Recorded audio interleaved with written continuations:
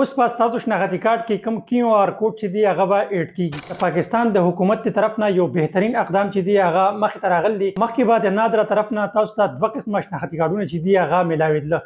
یو کوم شناختی کارت چې دی هغه به بالکل ساده او دویم کوم شناختی کارت چې دی هغه به سمارټ کارت هغه کې منځ کې به چپ لګیدل هغه به تاسو ته د نادره طرف نه جاری کیږي. اوس د پاکستان د حکومت طرف نه یو بهترین اعلان شوی دی.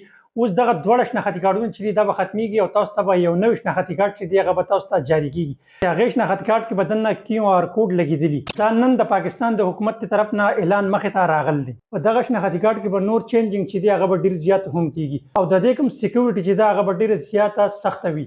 دې کوم سکیورټي چې دا هغه به تاسو د فنګر نه کیږي او تاسو کوم سترګې چې دی هغه به تاسو سکین کیږي او هغه نه بعد به تاسو ویریفیکیشن چې دی هغه به کیږي. نو د سکیورټي حواله سره پکې دا هم ډیر زیات زبردست اپشن چې دا پکې اډ کړ دي او بل پکې ډیر زیات بهترین چینجینګ چې دی هغه پکې هم کیږي. کله چې تاسو دغه شناختی کارت چې دی هغه ایکسپایر شو نو د دې وجه نه بس تاسو هر څه چې دی هغه به کار پری دي. تاسو ویریفیکیشن بوم نه کیږي. تاسو بانک اکاونټ چې دی هر څه چې دی هغه به بند شي. کله تاسو دغه خپل شناختی کارت دوباره اکټیو کو نو تاسو هر څه چې دی دا به بحال شي. نو دا پکې هم د سکیورټي حواله سره ډیر بهترین چینجینګ چې دا دی راتلو والا دی.